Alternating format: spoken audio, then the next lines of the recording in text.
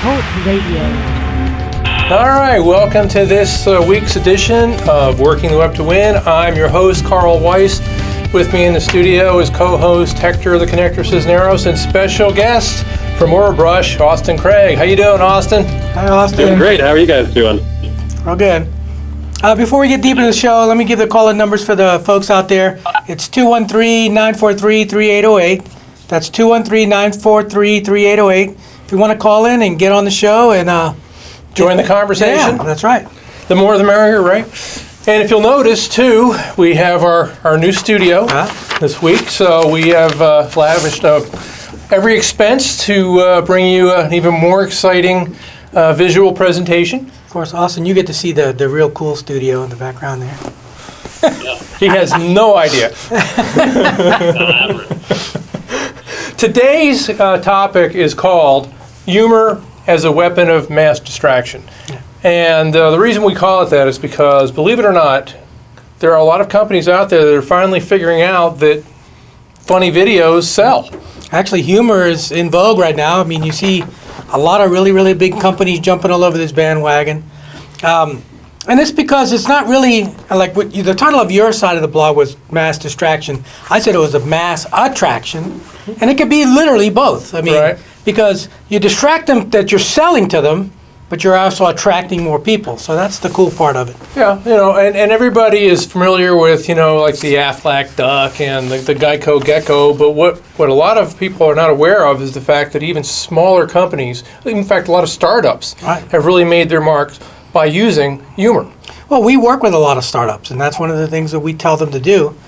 We want them to be different. And one of the best ways to be different is the singular, make yourself different by being funny about your product, but in a way that's still informative. That's right, and that's one of the reasons why we invited Austin onto the show today, because he is the spokesperson for Orabrush.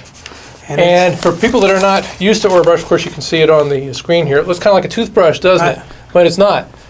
It's a tongue brush. That's right, it's the world's first tongue brush. So tell them a little bit about your story. I mean, how did the Orabrush come to be? The product itself was invented here in Utah by a local inventor, a PhD, Dr. Bob. I think he's a dentist or an orthodontist or something. He's a PhD who's got a background in developing products. And he's 78, 79 years old now. When he started this, he was probably in his late 60s and started developing this tongue cleaner. Idea, got it manufactured, really had something that worked well, and even got intellectual property on it. So there's no other like scraper and brush combination out there. Yeah, he kind of like cornered the market on it, didn't he? Yeah. He'd been, through his whole career, he'd been developing products for larger companies, and here was a product he developed himself and for him to sell rather than for a large corporation to sell. Right, but it didn't exactly go smooth from the get-go, did he? I mean, he spent a lot of time, he spent a lot of money. I think he even commissioned an infomercial, and as a net result, it ended up falling flat on his face, didn't he? For a time. Yeah, he tried everything. He tried just getting it in stores and on they would take a cut of the sales, they would just put it on the shelf, but nobody noticed it. Taking it to an infomercial and have a very fancy, flowery infomercial produced, but it's kind of dry, and cost him $40,000. He sold less than 100 units. And these brushes, I think at the time they were selling for like $3 a piece. So he was running a huge loss on that and was trying to figure out what to do. Took it to a local university here in Utah. Took it to Brigham Young University, took a marketing class, had them analyze it. And the students who analyzed it didn't think there was much potential with it, but there was one student in the class who was like, no, hold on, come on. It's a widely applicable product. You could sell this online. I'm sure there's a way to do that. Together and started working kind of nights on weekends to try to market this online. He did a number of different things. One of the things that he wanted to try was making a web video. His friend Jeff Harmon about 4 years ago. Right. Yeah, and that's where you came out with the first Orabrush video, which I understand was shot in a pool hall, wasn't it? Yeah, we didn't know where any local studios were. Neither Jeff nor I had worked in like independent video production at the time. Yeah. I was studying broadcast journalism at the local university. So like, it's not in the evening news, an accident on whatever. I've been in front of a camera a lot, but never had done anything like this before. But Jeff knew that I was comfortable in front of a camera. We worked together at our day job, and he knew that I had a propensity for like fast-talking rants. So, like if something was going on in technology or company policy or politics that I didn't agree with, like, you really thought about the implications of that? That's absolutely insane. Just think about what. And he thought this was really funny, and then let's get this guy on camera talking about bad breath. See if we can make a funny video to sell this tongue cleaner. Okay. She Awesome. shot Stand it by with- for 1 second. Stand by for 1 second, please. So what I'm going to do is I'm actually going to play the little video that you've got on your homepage because I want the viewers to see it. I want the people at home that are listening in also to hear it. Halitophobia, the irrational fear of bad breath. I'm a halitophobic. I'm not so much afraid of me having bad breath. I'm afraid of other people having bad breath. As in, hey buddy, your breath smells like crap. Maybe you should develop a case of halitophobia. Now I know what you're asking. How do we know if we have bad breath? You use this. You use a spoon. Now I know what you're thinking. A spoon, you eat with a spoon, you play spoons. You spoon your girlfriend. You take the spoon, forward. You take the spoon and you stick it at the back of your tongue and gently scrape. Let it dry and take a whiff. If it stinks, your breath stinks. And if your breath stinks, this is the only kind of spooning you're going to be getting. The smart viewer out there will know, to check your bad breath, you notice that we checked our tongue. 90% of bad... So anyway, it goes on for a little bit, but I mean, the whole point is that you're basically poking fun at people's breath. Yeah, and the first videos you had, you didn't have the tongue yet. The tongue came later. Yeah, that was about a year later that we decided to do that. I mean, we had this video. It did really well. We started promoting it, and it kind of snowballed. There's a project. We produced that video for $500. We were doing it on our nights and weekends, and then it took off in a way where we're like, this could be more than one video. This could be more than several videos. This is a company.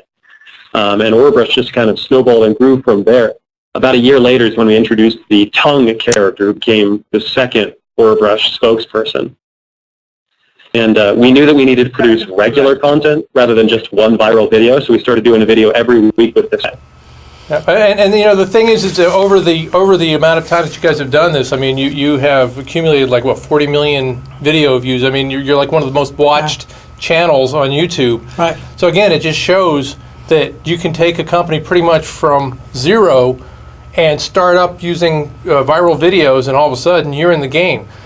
Yeah. I wanted to just bring up, for example, this company's been so successful, they've actually now spawned new products. So the latest one I've seen is called Aura Pup, which is actually a tongue brush for dogs. And what's really cool about it is, you know, when I first saw the idea, tongue brush for dogs, my dog is not going to let me brush his tongue, but they came up with a way to get the dogs to brush their own tongue, which is pretty amazing.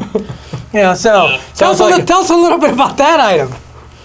The idea for that actually came from our fans on the Orabrush videos. People would write in the comments or write on our Facebook page, hey, can I use this on my dog? Do you have one for dogs? Will you make one for dogs? And at first it just seemed crazy. We got that request so often that Dr. Bob, the inventor who came up with the Orabrush, started working on it. And he came up with a solution that was kind of a large pad of an Orabrush for dogs, and then an enzyme-based solution that you put on there that tastes like, it's great. The dogs love it. I'm not sure I would want it on my pancakes or waffles or anything like that. There's kind of this sauce that you put on there. Flick it up. And the enzymes help keep their mouth clean, keep their breath fresh, and cleans off their tongue as they're licking the brush. Really cool. They got, if you go to the YouTube channel, you can see it. I'm sure they probably have it on the website also. But that, again, it shows you that with success, you breed more success. And, again, you launched it on YouTube. So. Yeah, we used YouTube video to promote that one. We used YouTube to kind of refine what our message was going to be for this product. Like, here's a dog tongue cleaner, but how do we educate people about this? Because it's a whole new product category. How do we tell them what it is, how it works, what the deal is that they would be getting if they ordered now?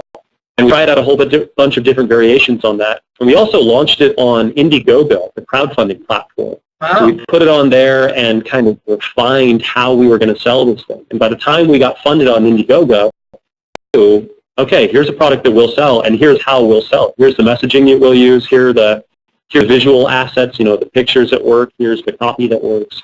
How much money did you actually raise on Indiegogo? On Indiegogo, we raised about $16,000, but that was pre-orders on the product. By the time we started shipping, we had pre-sold, I think, about $750,000 worth of dog tongue cleaners. Wow. So let me ask you, Austin, I mean, you have the product, you have the video. How do you push it? How do you get a video like yours to go viral? What were some of the techniques that you guys used to push it out to the masses? rely heavily on is testing. With our videos, we'll test everything. We test the tags, the description, the thumbnail, try it out a whole bunch of different ways and see which one has, incremental better performance. The thumbnail performs 2% better than all the rest. This title performs 1.5% better than all these other ones. And adding those all together, you get a video that in aggregate, with all those different strengths from all your different tests, way better than any of the other ones alone would. And we do that on our website as well. Heavy testing on the website, and that's just ongoing. We're really done testing our website. We're coming up with variations to see what's going to work best. I would say that, that's awesome because most clients don't like to do the testing because, again, they got to pay for that kind of stuff. So I've told them in the past, you really want to get the best bang for your buck, you really sort of have to at least do some kind of A/B testing to see what's going on. And if you leave that out, then you're really sort of flying by the seat of your pants and you don't really know how well anything will happen. Or how well if you're not A/B testing, you're kind of flying blind. You're going by your own assumptions, which are frequently wrong. And we like to think over at Orbrush, we're like, oh yeah, we've been doing this for a few years, we're really good at this. We know it's going to work. We've been proven wrong so many times. The variation, the test, nobody thought was going to perform, outdoes all the rest. It happens all the time, to the point where, I kind of don't try to guess which one's going to work the best anymore because I'm so frequently incorrect. The tests will show what works. Yes. And another thing too that I like to point out to people, because again, you're a shining example of how to how to succeed online using funny videos. But a lot of people are saying, okay, every now and then you get a Cinderella story. It can't possibly happen again. No, there's lots of really good ones out there. In fact, we've actually collected a few of them, and I'm going to share one with everybody right now. There's another one that we have kind of taken a fancy to. It's called Dollar Shave Club. I don't know if you've ever heard of the Dollar Shave Club. But they basically based their product, they wanted to come up and sell razors. This is not something, unlike Orbrush, they didn't invent any super razor that has all kinds of fancy bells and whistles. Basically what they're doing is they're just selling, you get 2-bladed razors, 4-bladed razors, or 6-bladed razors every month. Come and get it. Sounds really exciting, right? And plus they're also fighting an uphill battle because you got companies like Procter & Gamble, you've got Schick, you've got Bic, you've got all these major players in the industry, so how's a little guy going to get into the game? So what they did was, kind of like Orbrush, they said, let's commission a funny video. And I'm just going to play, a few seconds of the video. I'm Mike, founder of DollarShaveClub.com. What is DollarShaveClub.com? Well, for $1 a month, we send high-quality razors right to your door. Yeah. $1. Are the blades any good? No. Our blades are great. Each razor has stainless steel blades and elevator. That same line. I've seen 4 or 5 other companies now copy that. And also, they either modeling your pieces or his pieces. As a matter of fact, there's a big IT company that almost models his exactly. And they didn't get several million views like he did, but they got 286,000 views in about a month and a half, which is, I don't care how you measure it, it's still pretty good. Well, and then you're in the game, So then what you want to do is kind of along the lines of what Orbrush did. You commission more videos, and they have too. Dollar Shave Club now has more than the one video. But again, this was a company that started off with 5 people and turned it into a success because I think within the first month they had gotten over 2 million views and sold at least 12,000 units. Yeah.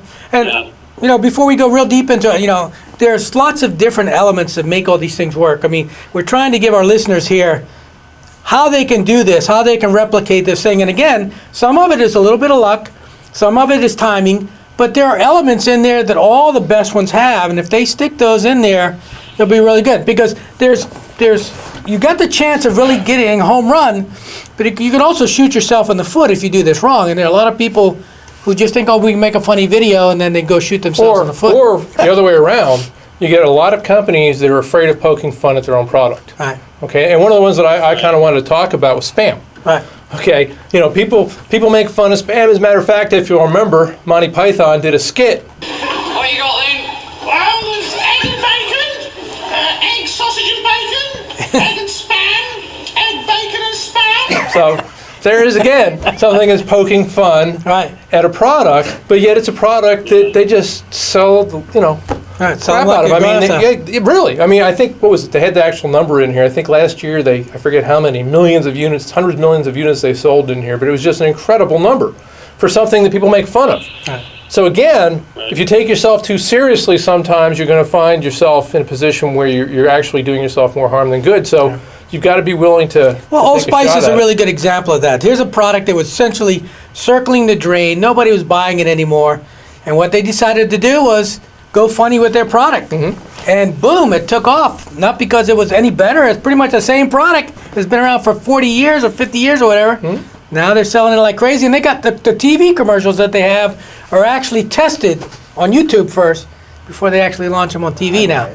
And have you guys seen the most recent Old Spice ads? I saw recently.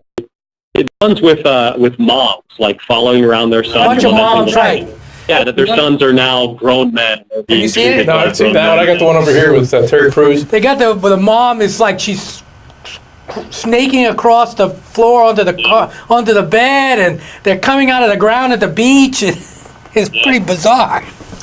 Good Morning America did a piece about that where they were saying, is this ad funny or is it creepy? Like, does it matter? It just got on Good Morning America. I mean, Got your it's attention, getting didn't it? exposure by being different, Right, being Right, funny. right.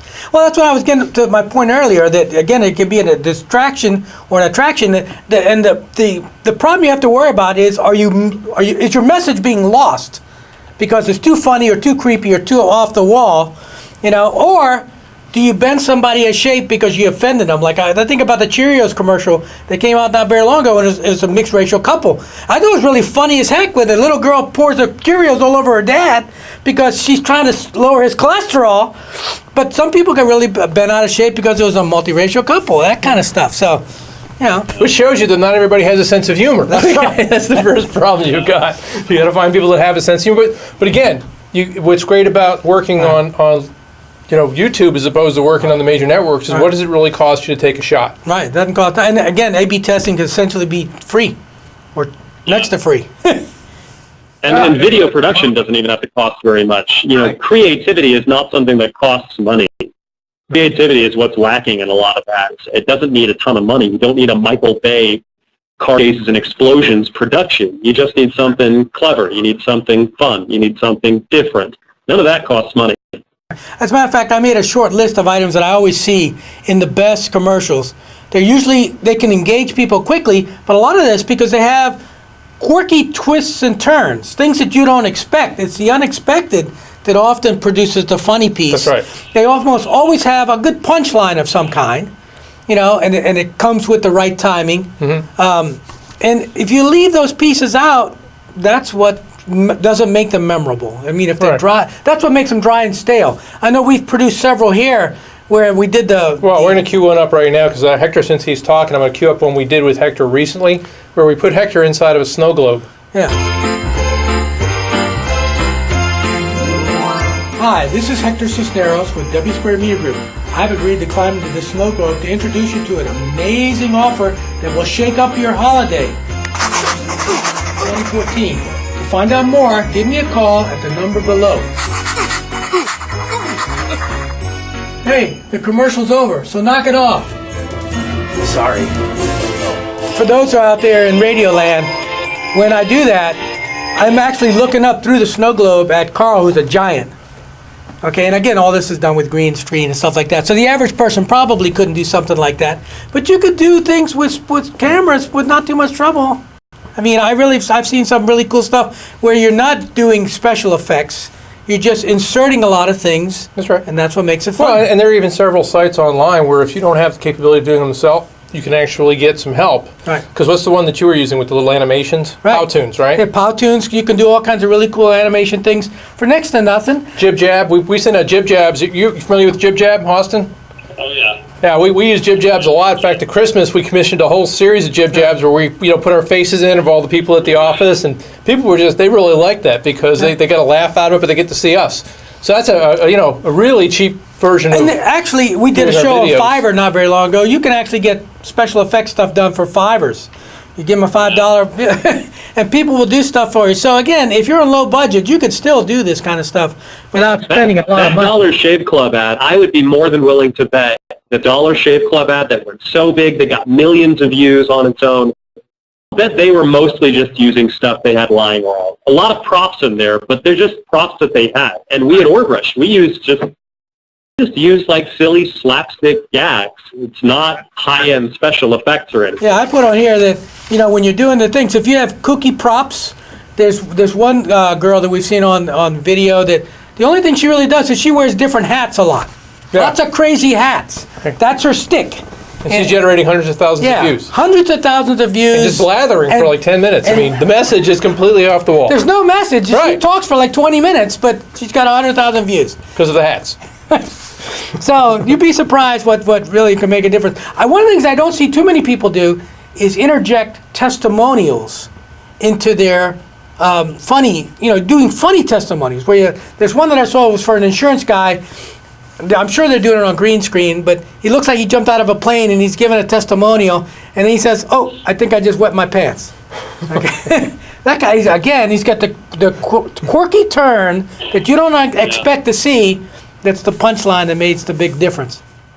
With our products, we've done these videos that are kind of a wide net cast to draw people in. And then when you get to our landing page or our website, it's testimonials. So we're kind of entertaining and then educating right afterward. Right. And again, both of those technologies are very cheap. I mean, doing testimonials costs you practically nothing. Right. A lot of the testimonials that we have literally cost us nothing because they were just testimonials that he posted on Facebook, unprompted from us. Absolutely. And again, I would tell our listeners out there that if you want those testimonials, ask for them, and you will get them. And that's why the people say, "Gee, how do I get testimonials?" You ask for them. The other thing you just be nice to people, and they will give you testimonials. I mean, on LinkedIn, for example, if you want people to give you testimonials, give them testimonials. I guarantee you'll get them back. Right. And LinkedIn's mechanism automatically produces those for you. Again, the problem is a lot of people are afraid of asking for testimonials. A couple of the clients we work with are actually chiropractors. I mean, that's a very intimate relationship. And we first told them they really need to get some testimonial videos. They're like, well, our patients aren't going to want to get online. How many videos have we done for them? Maybe 40? Yeah, about 40 testimonial videos now. All their patients want to get on the thing. All the HIPAA laws and all that stuff, doesn't matter. And it works. Yeah, Because people know that when they see somebody that's a real person on the screen, that's absolutely believable. Right, there's nothing like real video testimonials because it's hard to lie when you're doing that video testimonial. I mean, actors give themselves away, but the average person who's doing that testimonial, I mean, you can't buy that kind of advertising. Right. Now, speaking of advertising, Austin, I mean, you've done the tongue brush, you've done the dog tongue brush. What's next? Where can you go from here? The most recent thing I've been working on is I got married last summer, and me and my wife, for the first 101 days of our post-honeymoon married life, we lived on the new online currency, Bitcoin. I've been working on this documentary film about living on Bitcoin for the past little bit. That was a pretty crazy adventure as well. I mean, the online marketing, video marketing world has been kind of wild, but now I'm taking a lot of those skills and applying them to making a film, an actual feature-length film. Cool. Do you know that last year one of the big they're not called banks, they're called something else, but one of the big ones got hit for $3.4 million in Bitcoin. Oh, really? Yeah.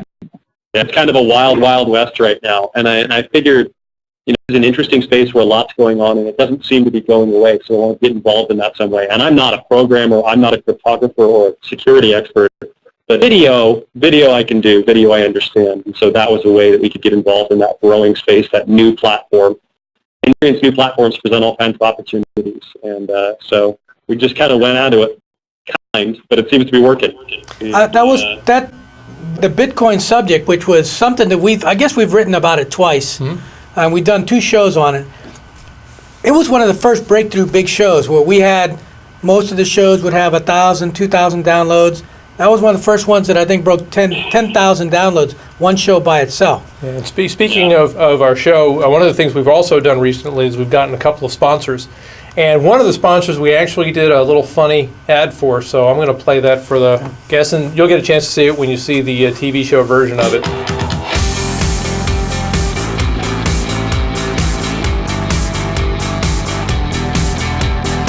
You may not know it yet, but if you smoke, there's a game being played right now for your right to choose where, when, and if you can use e-cigarettes in public places. Unlike most games, this one has seen so many rule changes that it's hard to keep up. Let's take a look at the current lineup. Get into the game before the clock runs down and the game is over before you even knew it has begun.